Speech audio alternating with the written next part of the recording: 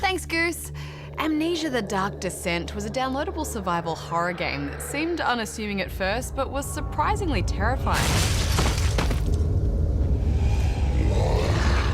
The sequel, A Machine for Pigs, features new characters in a different time period and setting, but does a pretty good job of creating a skin-crawlingly eerie vibe from the moment you awaken in... A spooky house? Yeah, it's a spooky house.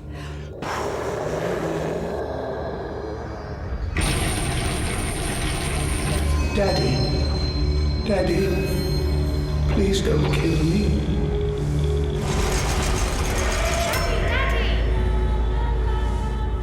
Awakened by the roar of a frightening machine, you have taken the role of Mandus, an industrial butcher.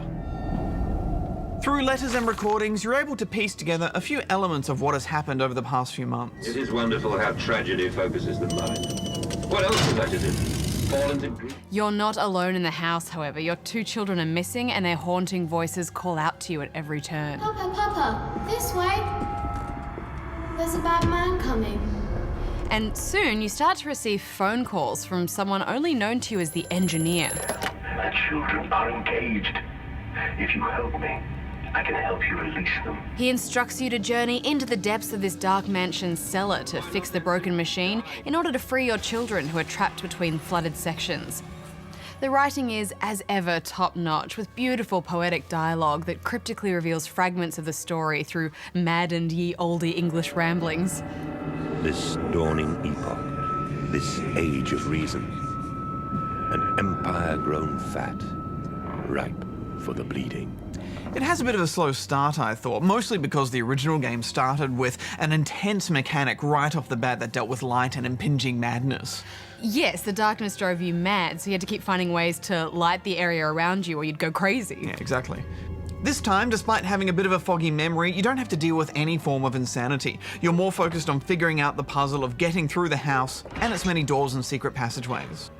It's still a chilling environment, and the weird pig theme is made quite clear from the start, but you don't get that same sense of urgency. No, and look, I liked that the insanity wasn't there. I don't really want to be playing with the same mechanics as the last game, but it's almost as if they just needed to replace that with something equally as challenging to add to that suspense. You also can't interact with as many things this time around, and I did like throwing the chairs about, but part of the fun of these games is having mini tantrums with other people's stuff.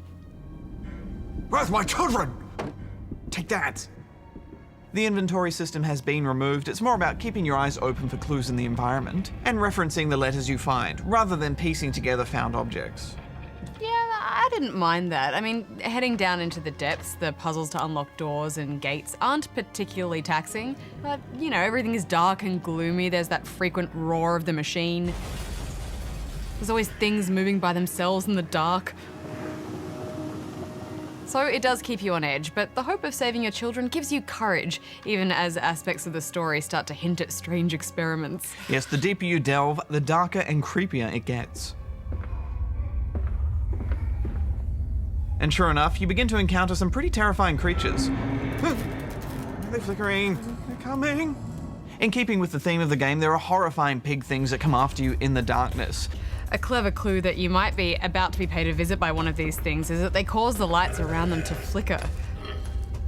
This is really freaky and definitely gets the heartbeat racing as you're still trying to explore the area, knowing that one of these things could be around at any corner.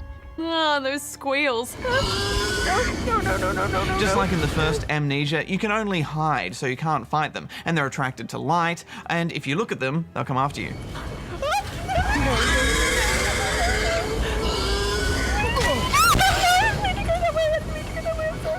Health regenerates over time if you do get damaged, so it's about hiding and keeping your eyes on the floor if you do get attacked. And that's still so terrifying, isn't it? When you can hear the creatures nearby, but you've got to keep your eyes averted or they'll come after you. Stare at the floor. La la la, everything's fine. Ah! Ah! Yeah, it's nightmare stuff. What did you think of it overall, Barjo? I liked it. It's definitely scary, but I like that they went for a more subtle approach. I thought there were great improvements to the level design, particularly in those outdoor areas. They made the locations open up and feel more genuine, rather than being confined to a series of rooms and corridors. I did miss the puzzles from the first game, though, and nothing can top that insanity mechanic from The Dark Descent. Yeah, I thought this was a much better, darker story, and to me it felt like more of a sophisticated game.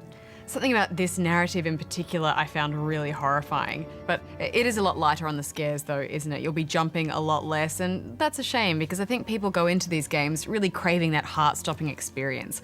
I'm giving it 7.5. I'm giving it 7 out of 10.